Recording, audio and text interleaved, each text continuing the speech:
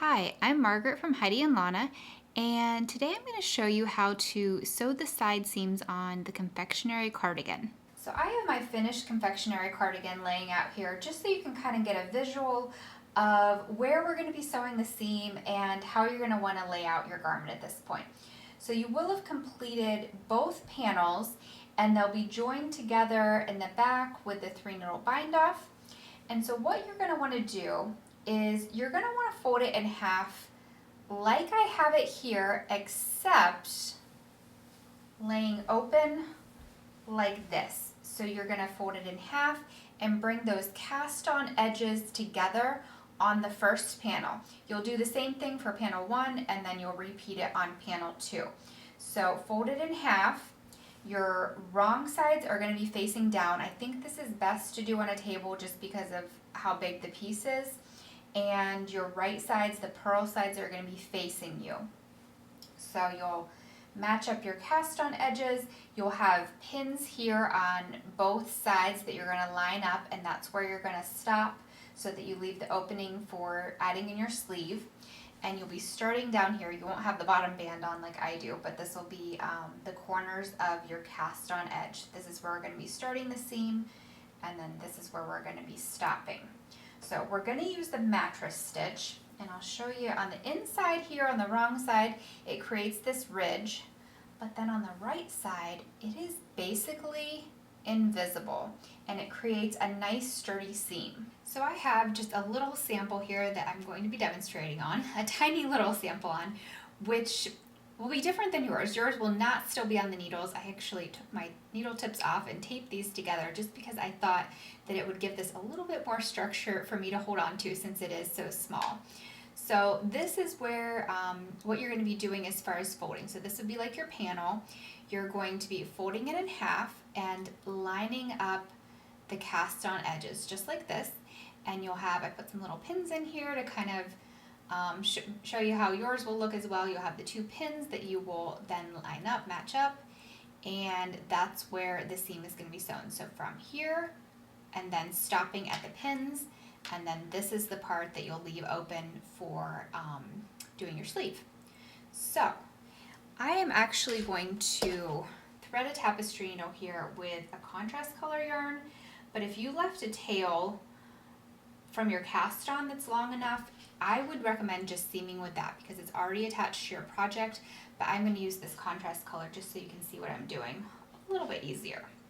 And if you don't have yarn still attached or a long enough piece still attached, you can attach a new piece just like this. So just go into the corner, and then I'm going to come back up through just to secure that onto this side. And then I'm going to come over here, and this part you can do regardless of whether your yarn is still attached. I'm just going to come over to this corner and come up through just to connect the 2 pieces. Too many yarn tails here.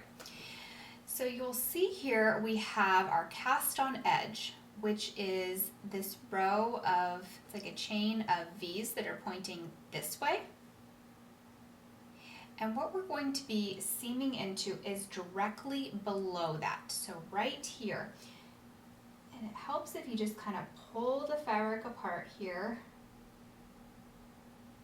And we are looking for, let me see if I can find one that's easy to see. Right there, do you see that V that is right there below the cast on edge? And they're pointing on this side, they're going to be pointing this way.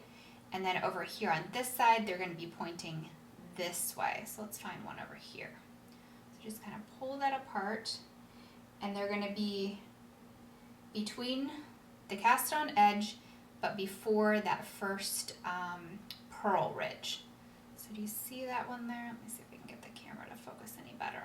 Right there. So those are what we're going to be going under to sew the mattress stitch. So I'm going to come over here to this side and find my first one. The first one is the hardest because once you establish what you're going into, you have a little bit of a guide.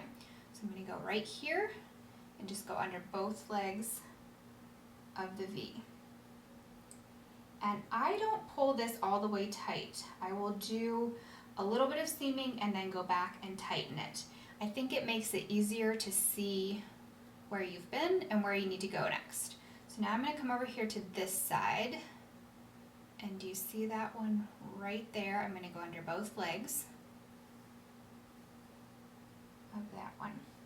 Now here's where it gets a little bit easier, because where we came back out of, that's where we're going to stick our needle tip into, because that is where the next V is. So do you see how that's coming out of here? So if I just go there, there is that next V.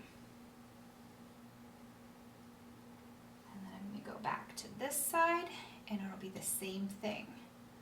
So where this is coming out of, I can go there and find my next V.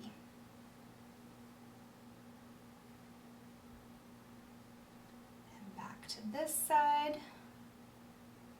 go down into the same hole I came up out of, and catch the next one. Then back to this side,